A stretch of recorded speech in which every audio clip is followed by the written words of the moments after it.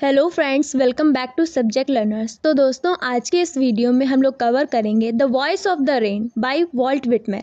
Voice of the rain एक free verse की poem है, यानी कि इसमें कोई पर्टिकुलर राइम स्कीम को फॉलो नहीं किया गया है और इसके राइटर वॉल्ट विटमैन है, जो कि एक अमेरिकन पोएट थे। सबसे पहले ये आउटिंग नेम के पीरियडिकल में 1885 में पब्लिश हुई और बाद में विटमैन के बहुत ही famous collection Leaves of Grass में पब्लिश हुई। विटमैन ने पोएट्री में रेन यानी बारिश को ह्यूमन कैरेक्टरिस्टिक्स दी हैं और दोनों यानी बारिश और पोएट दोनों में कन्वर्सेशन भी होती है। पोएम रेन की जर्नी को डिस्क्राइब करती है, यानी बारिश कैसे होती है।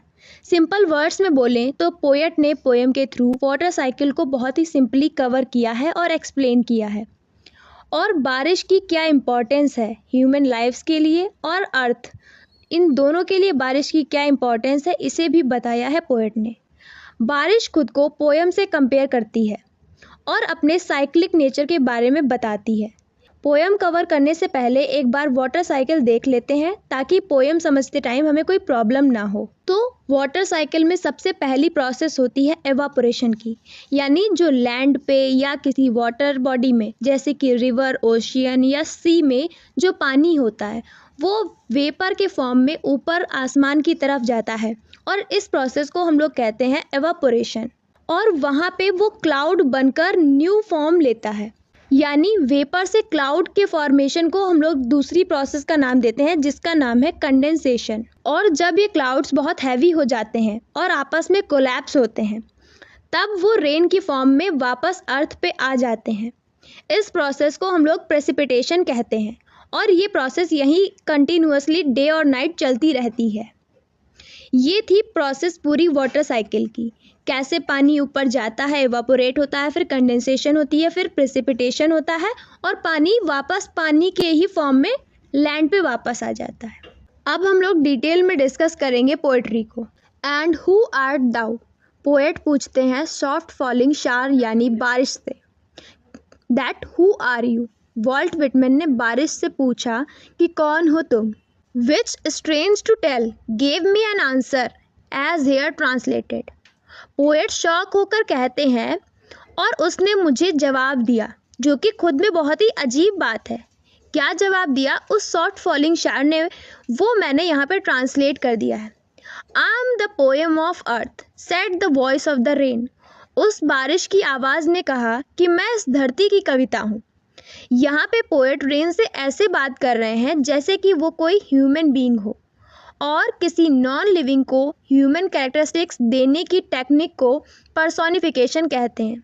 तो यहाँ पे रेन को पर्सोनिफाई किया गया है।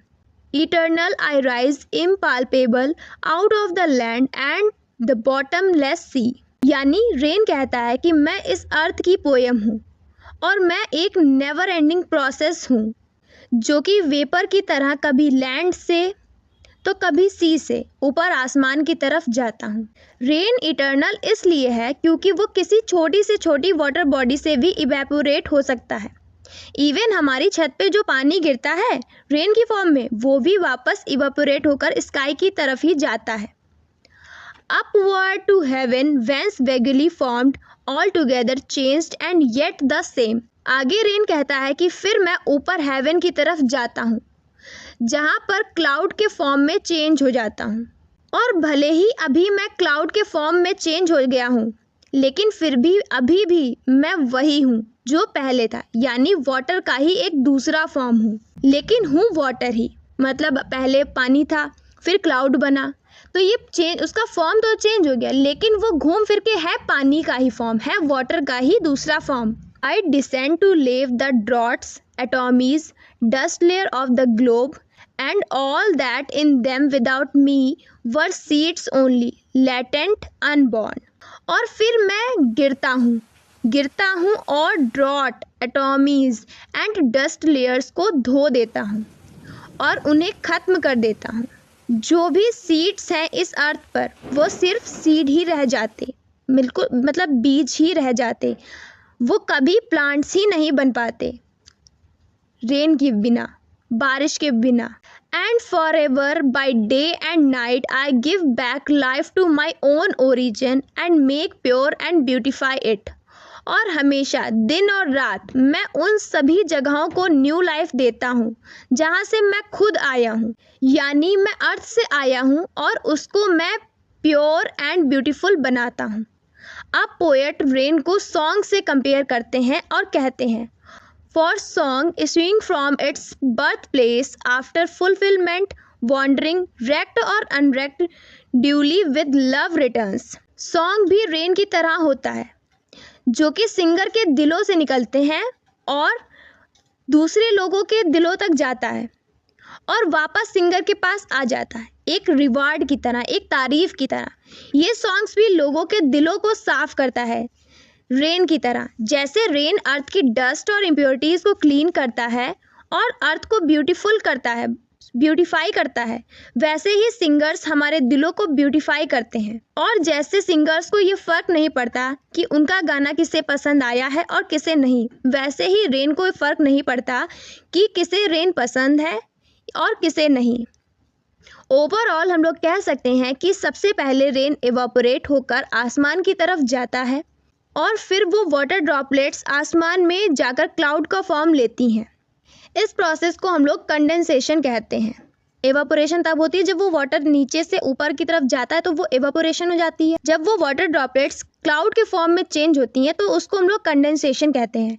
इसके बाद जब क्लाउड्स हैवी हो जाते हैं और आपस में कोलैप्स करते हैं तब वो बारिश के फॉर्म में फिर से अर्थ पे आ जाते हैं और अर्थ को धो देते हैं। जब वो वापस पानी के फॉर्म में नीचे अर्थ पे आते हैं उसको हम लोग बोलते हैं प्रेसिपिटेशन।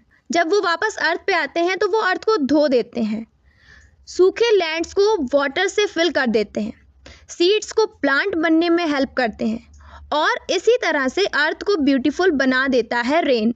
और अगर रेन नहीं होता तो अर्थ पे हर जगह ड्रॉट्स होता, डस्ट होती, गंदगी होती और जो सीड्स है ना वो भी सिर्फ अनबॉर्न सीड्स ही रह जाते, वो कभी प्लांट्स नहीं बन पाते। और लास्ट में पोएट पोएम को सॉन्ग से कंपेयर करते हैं, दोनों को ऑलमोस्ट सेम बताते हैं। इसी के साथ ये वीडियो यहीं पे कंप्लीट होता है। अगर ये वीडियो आपको अच्छा लगा है तो इसे लाइक कीजिएगा, अपने फ्रेंड्स के साथ शेयर करिए।